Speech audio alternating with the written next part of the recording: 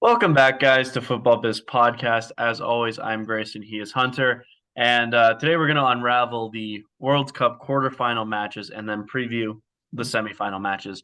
Now, obviously, a lot to unravel there, but before we get to that, some big transfer news. Now, obviously, we'll hear more about this in January, as it is the primary window for clubs. Um, but Konrad Leimer is going to Bayern Munich from RB Leipzig. He's a central midfielder. He's from Austria. Class player. I personally saw him play when I saw RB Leipzig versus Dortmund. He actually ended up scoring twice in that game, which isn't really actually what he does, but that game he just decided to wake up and score a couple on Gregor Kobel. Um, Now, I mean, it's a big move for Bayern Munich. I don't really know where he's going to play because they do have a plethora of central midfielders, um, including Kimmich and Goretzka, who are both very good players. But I mean, you're a Bayern Munich fan. What are your thoughts on that?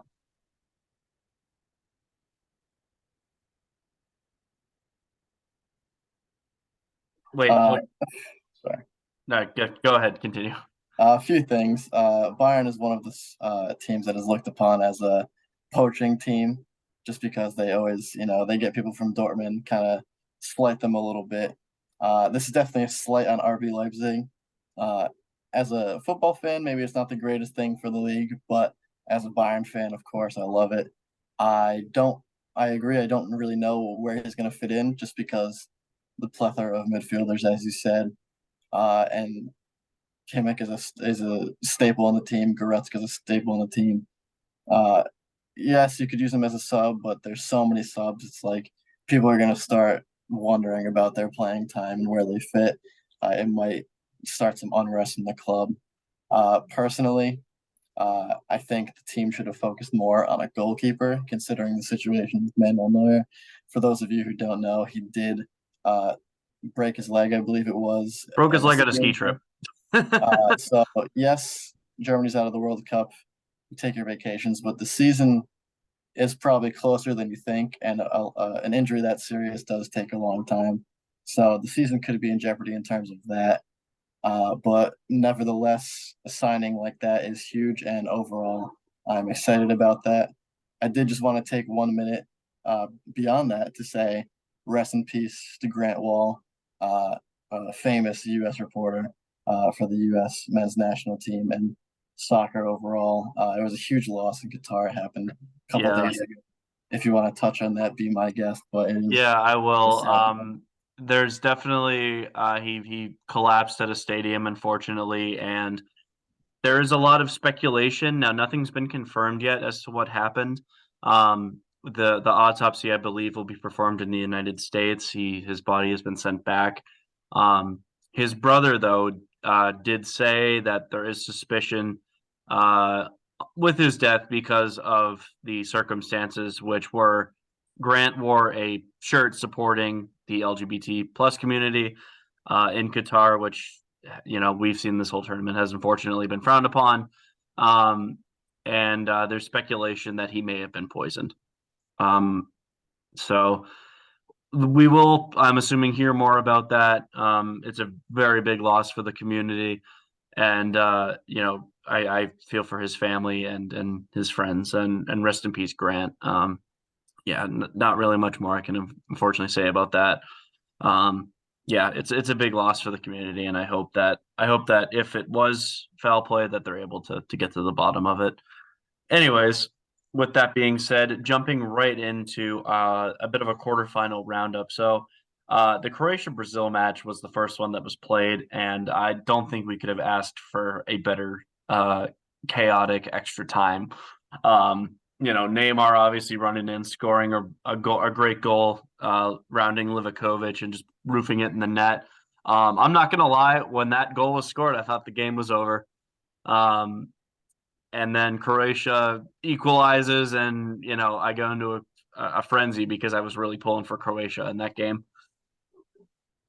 Honestly, I can say for the entire quarterfinals that not one single game disappointed. I think I can say Yeah, with confidence that every single game in the quarterfinals was worth watching. Um, yeah, that was a great game. I liked the storyline that played out there. They proved that they never give up and they always have heart. I love Luka Exactly. Modric. I'm really happy for him. I like Neymar a lot. I know you have some adverse opinions to this. I like Neymar a lot, and I'm always sad to see him kicked out of a tournament, World Cup, UCL, whatever the case may be. Um, but at the end of the day, I think they became complacent. Uh, Brazil, they totally had the capabilities to finish that off in regulation time. But that just goes to show the class of Croatia, and I'm going to give them all the credit for that. And man of the match again for Livkovic. Livakovic, absolutely. So good for him. He totally deserves it, and he's going to be a key factor in the next match. Yeah, for sure. And he obviously had a big penalty save on Rodrigo, really got the tempo going. I think, Neymar obviously is one of my least favorite players in the entire game, if not my least favorite player in the entire game, just because of how much he dives and whines and complains and so on. But that being said, I do respect his class. One thing that surprised me was that he didn't take the fourth Yeah. penalty. Mhm. And that was a big talking point because with the way the rule works now is you're able to just send someone up. It used to be you had to write down the names, give a card into the refs, and then go from there. But now that's irrelevant. You don't have to do that anymore. You can see So where it's going, how they're yeah, going. theoretically, Neymar could have taken that penalty, and I frankly, considering he's probably the best penalty taker in that Brazil team, he should have. Yep. And I don't know why he didn't. No, we'll get to it later, but Argentina didn't make that mistake either. Or Neymar should have taken the first penalty. Your best penalty taker, get it going. Do Yep. something like that. Now I think Croatia played Modric in third or fourth, which fair enough. They Croatians could knew how have. to take penalties. They put all of them in the corner or the side netting. Like it was tough. I don't even if Allison or they put a couple down the middle as well. Like Allison didn't have a chance at any of them. No. Um, Dude turned into De Gea from the Europa League. But that being said, all props to Croatia for beating one of the favorites, and for any Argentinian fan that thinks it'll be a cakewalk, they are Oh, sir. so horribly wrong Not even. with that. And that does lead us into our next, quarterfinal match where it was the Netherlands against Argentina, and I think that this has so far been the game of the tournament, um, even more so than Portugal's thumping of Switzerland. This game had everything. It had controversy. It had like high intensity moments. It had yellow cards beyond belief. It had a bit of a mix of everything, and um, I think the Netherlands were unlucky to not win this match. I really do. Um, Now, obviously, they were down 2-0 through goals from Messi, and I believe it was Acuna, but I don't remember. I could be wrong about that one. It was Messi and Molina. Molina, yeah. There's a few midfielders in Argentina I'm not super familiar with. Those are both two of them. Yeah, Molina scored the first one. Messi scored a great taken penalty. Um, but yeah, I mean, then Wout Weghorst comes on from Memphis Depay. He scores one in the 83rd, 84th minute. And then after that, he gets a pass from a free kick, one of the best free kicks I've ever seen executed. And then Wout puts it away. It goes to extra time, and then obviously Emiliano Martinez comes up huge. And I believe I said last episode that if it went to penalties, Argentina would have that advantage. I ended up being correct about that. Wrong about a bunch of other stuff, but that one I will happily take because Emi Martinez was the difference in penalties. Yeah, I agree. I was totally wrong on that. Swing and a miss. Martinez showed his class, and I think unfortunately, I'm gonna butcher his name, so I'm not even gonna bother. The keeper for the Netherlands, kind of Noppert. showed inexperience there. Yeah, And Andries Noppert. nothing against him because he had an incredible tournament, but in terms of keeper comparison for penalty kicks, he did show his inexperience there. But shout out to him for the whole tournament. He did put in a class performance. Yeah, I Um, mean he's definitely a great keeper. But I think this happened in 2014 as well, where you had a guy who was a relatively inexperienced keeper. In that case, it was Jasper Cillessen. Obviously a decent keeper, but not really great Yep. in penalty shootouts. He couldn't save a single one. Um, So much so that in the previous match against Costa Rica, Tim Krul was subbed in to save penalties. And he did. He saved, I believe, two or three in that match. But yeah, I mean, it's a lot. It's going to be big, and yeah, I mean, a great, few more great things quarterfinal match to there. touch on in this game was uh, I don't really like to complain about referees, but this is probably one of the worst performances I've ever seen for a Oh, referee terrible. ever. Besides like Chelsea versus Barcelona in the UCL many years ago. Besides that this is probably one of the worst refereeing performances I've ever seen. Uh, Yeah, I think the biggest part of that game too, the one that really was just shocking was the fact that Leandro Paredes was not sent about to off say he after really targeted one, the I think he was on a yellow card. he was Two, on a kick the yellow. ball at the Netherlands bench. Mhm. I do not understand how you get away with that. Yeah, he You clearly targeted the absolutely should bench be sent there. off for that.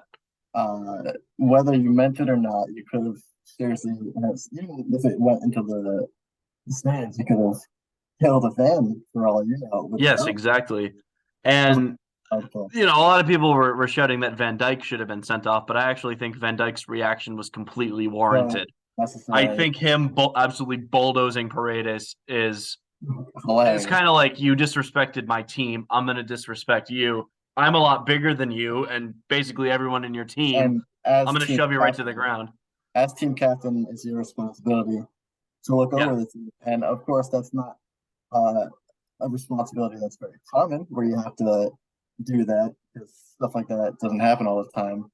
But in this case, I will say on Van Dijk's part, that was not poor sportsmanship. That was absolutely warranted. no, I think it was Um, too.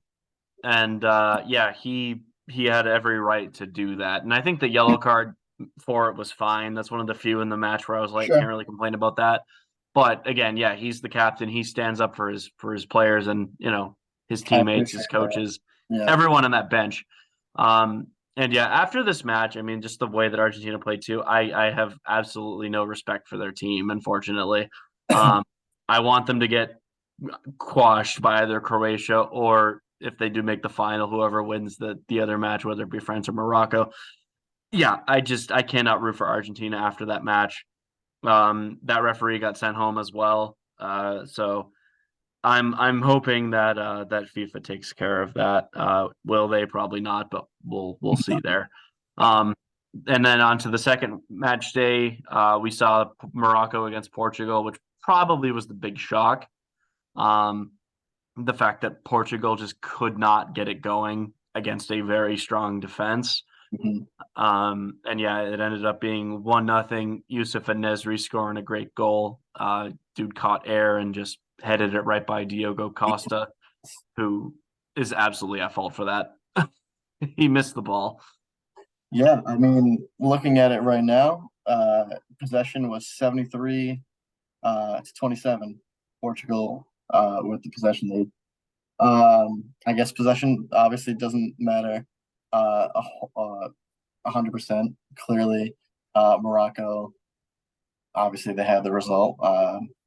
I think even though it was only a 1-0 performance, Portugal was one of the best teams in the tournament, especially after their game against Switzerland. That lineup was unbelievable, and I think that lineup was so special, and it could have gone really far. But credit to Morocco, they're one of the teams that everyone counted out right from the beginning, and they're showing you exactly why they play for the badge and why they're not to be taken lightly. Yeah, I'm going to say this too. As a Canadian, it makes me feel a lot better that we lost to both Morocco and Croatia because they both made the semifinals. And then we ended up getting paired with Belgium too. So we were just unlucky. I can't even say that it was a bad performance because, frankly, it wasn't.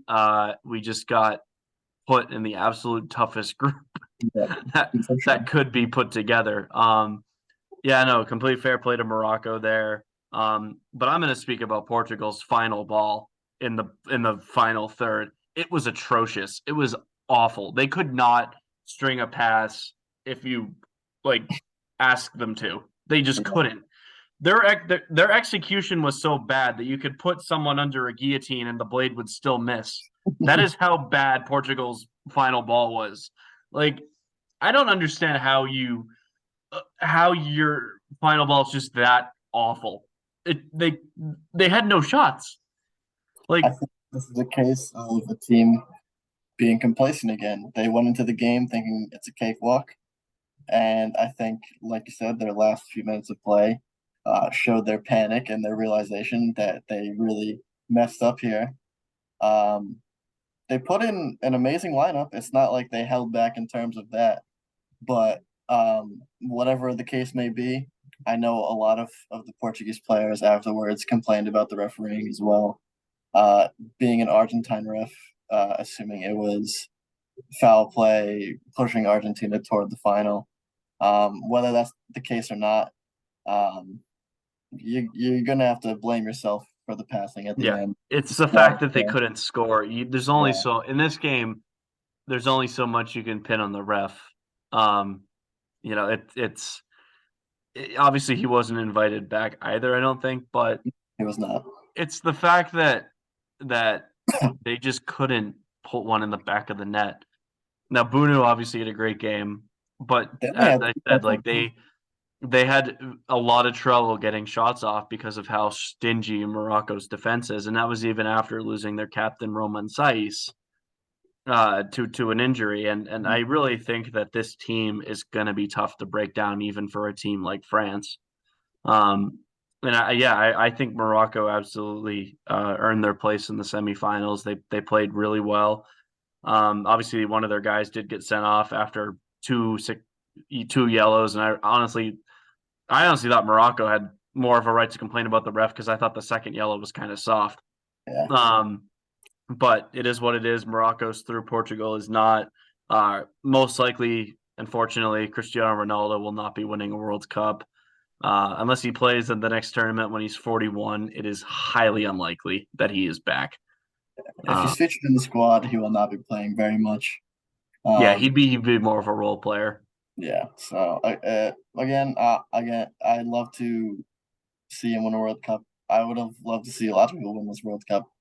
Of course, there can only be one winner, and Yeah, fair play to Ronaldo. I wish the best for him. Obviously, his club career isn't done wherever he may end up, but yep. yeah, I guess that's the end of his World Cup story, at least until Yeah, further we will see notice. what happens. Personally, I'd love to see him in 2026, but we'll see what happens, Yeah. whether or not he's still playing by then. And then, yeah, the final match was a big one. It was France against England. France came away with the 2-1 result, and England were the ones to complain about the ref. Uh, Guys, you got two penalties. What Mm, else do you want? Like, I don't understand. yeah. Um, Um, yeah, the refereeing again was definitely a little bit questionable, but at the end of the day, you did get the second penalty. Um, that's on you. That's on Harry Kane. I don't want to point fingers. You are a dozen feet away from the box. You do not need to kill that ball as hard as you did. You want power, yes, but placement is just as important. And when you sky that ball and return it back to your training facility in England, then that's on you, and no ref can fix that. yeah, exactly. And honestly, I don't understand why he didn't just try to do the same thing he did for the first one because Yep, he put his foot through it, put it in the side netting. Lloris, even if he went the right way, was not saving that. too powerful. Um, and maybe it's because Lloris was in his head. The fact that it is his Tottenham teammate. Yes, for sure. And yeah, I mean, it's the old proverbial saying: you can take the man out of Spurs, but you cannot take Spurs out of the That man. definitely shown. But you Um, got to feel confident after scoring your first penalty that you can do this without having to change yeah, up anything, any mental game. Lloris is not the greatest keeper in the world. You can score on him regardless of if you're teammates or not. You're Harry Kane. This is your job. It's easier in penalty kicks to be the striker than it is to be the keeper, without a shadow of a doubt. So, I unless your mean, name's Dominic Livakovic. unless your name is Dominic Livakovic, uh, in most cases, Uh, that's all you. As far as that specific moment goes, I do want to say, as a whole, in my opinion, England looked like the better team. They did. That's my opinion. Of course, France came out with the victory. I think, regardless of saying that, I do think that if he scored the penalty and it went to extra time, that France still would have won. Um, but I do think overall performance, 90 minutes, England was just slightly better. Yeah, I think England has a lot to take away from this match. Now they're still in their golden kind of generation of this Oh, right. century so far, I would say.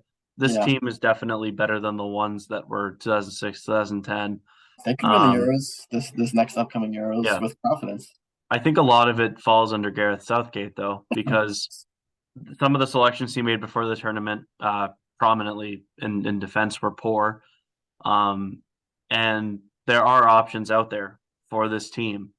I personally think that Pochettino would be a phenomenal upgrade on Southgate. If they could potentially get him, we will see. Um, but he has said in the past that he has looked into international management. So I think a lot of it unfortunately does fall on Southgate. Obviously, a lot of it falls on Kane for missing that Yeah, penalty. But in the end of the day, fair play to France, especially Olivier Giroud, always coming up in the big moments. Griezmann having 2 assists, and I did say Real that. Madrid I boy said that. Arjen Tchouameni I said that in putting the one last in the bottom episode corner. that Griezmann would be a factor in this match. Yeah, and he Again, absolutely was. beyond all my horrible takes in the last episode, that is one thing I will be proud of. Yeah. Yeah, Griezmann is such a key player, and it's good to see him on a stat sheet, not the score sheet, but on the stat sheet. 2 assists are just as important Mhm. as the goals themselves. Great play from him. I guess anti-Mbappe plan did technically work Yeah, from but it opened up Southgate, space for a who ton of other guys. did not So execute anti-Giroud plan. You did not. I don't know if there is if you're throwing a ball in the air, I don't know if there is anti Giroud. That guy Yeah, is just gonna like go for everything. he's class. And And unfortunately, the giant head of Harry Maguire could not stop him. my bad. But I am not really too worried for the English team in the near future. They have so many youngsters, Bukayo Saka, Phil Foden, who will carry that team in the coming years. Bellingham. I think, of course, Bellingham. I think this team will probably be more or less the exact same come 2024 Euros. I think they have a pretty good chance at it. But yeah, props to France, props to England. Honestly, a very good game. Yep. Nothing really more to add there. I think that France definitely, as Deschamps said, got a bit lucky, but in the end of the day, England is coming home. The trophy is not. Now to kind of transition us into uh, the semifinals. So obviously, we just discussed the quarterfinals and the matchups. So first big one, Croatia against Argentina. This is a matchup that has been played in recent memory, most notably in the group stage in 2018, where Croatia did win 3-0. Now, obviously, Croatia and Argentina both did lose to France later in that tournament in the knockout stages, but um, it's a big matchup. And personally, um, I actually do think that Croatia is going to be the one to go through. Um, Yeah, okay. Not It's going to be a close one again, as they all have been. I think this round itself has shown that any team can hang. They're all one goal differences, or of course penalties. So whichever way you want to look at that. Um, I can't even say for certain anymore that this game will end in regulation time. oh, Uh, I absolutely think it's going to be an extra time. yeah, Croatia is a team that will play till the 90th minute. They will play till the 120th minute if they have to. Luka Modric has grown on me exponentially since the last World Cup. He is truly one of the best players of all time, and I think it's showing, especially now. He's only gotten 4 years older, and he's only gotten better somehow, some way. He has gotten better than he already was in his Ballon d'Or winning season. That being said, Messi is a leading candidate for the Golden Boot of this tournament. Um, with a well-rounded team. I don't remember the name, but they did lose a player to combine the yellow card, which will have him miss this game. I forget who that was, but I yes, don't, you're right. and he's an important player. He was a starter in that lineup. If you're able to pull that up, I don't remember exactly. It was based off another yellow card from a past game. Yeah, here I'm checking right now. Um, the player of that is hold on, the internet is not cooperating with me, but um yeah, I mean there's a lot of guys on yellow cards. And it's going to be tough because Argentina did have a ton of dudes booked. But there's two guys. So Marcos Acuna and Gonzalo Montiel. Sorry, I misspoke. Yeah, Acuna would be the one that you're referring to. Because Montiel was subbed on later and just picked up a yellow. Yeah, Acuna was in their starting lineup, provided a lot on the wing. Um, I would say Di Maria might be the one to fill in for him.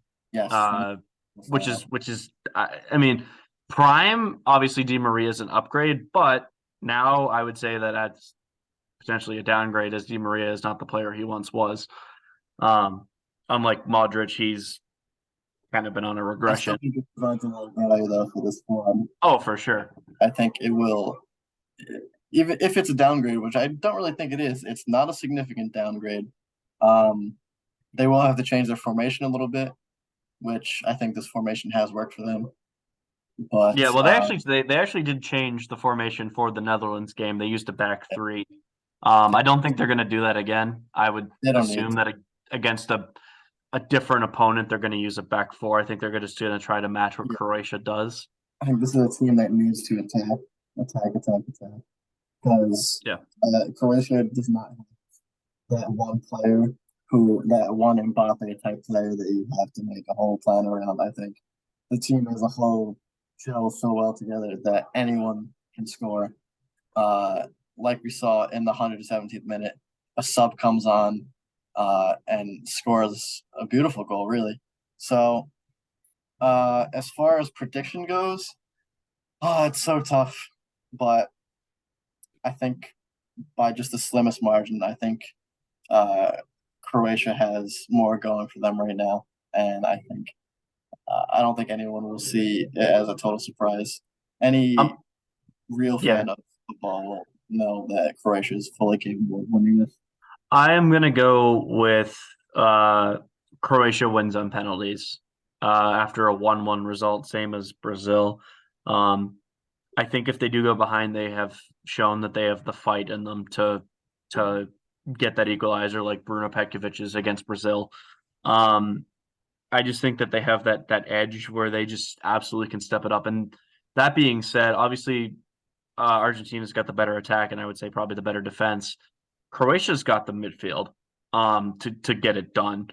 Uh, they have guys, embodying European clubs. They have Luka Modric, obviously, who we've talked about and who is the leader in this Croatian team.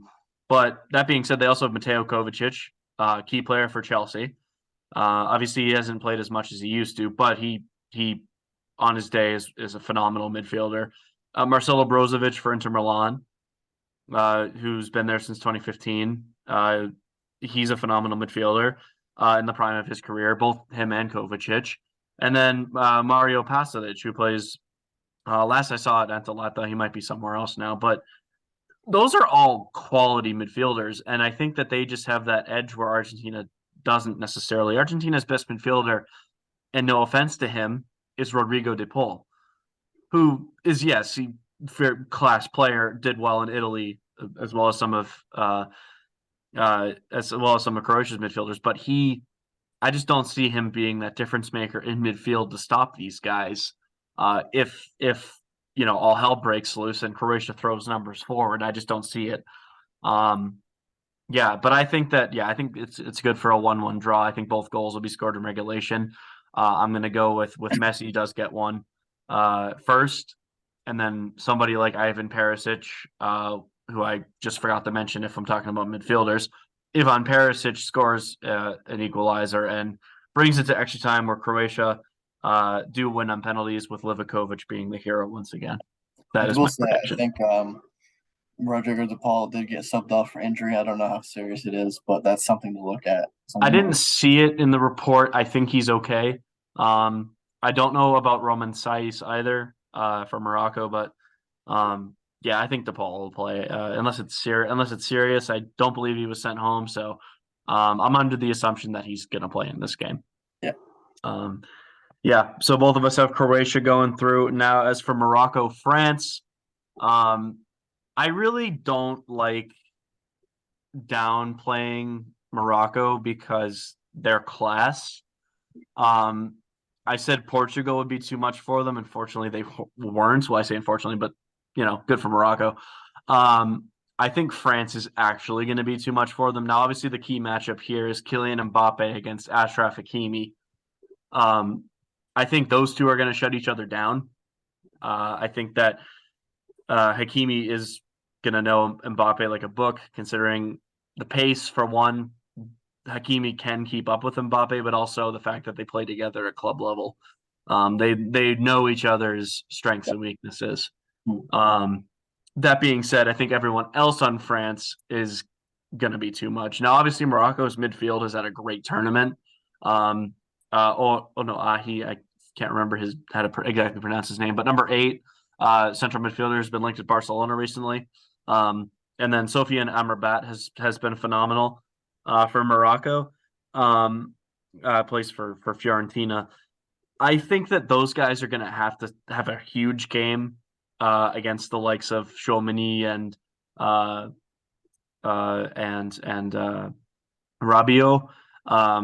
Obviously, I think Rabiot is the weakest point in France. I went over that in the last video, but yeah, they're going to have to. The Morocco's midfield is going to have a great day. Otherwise, France will just take this one.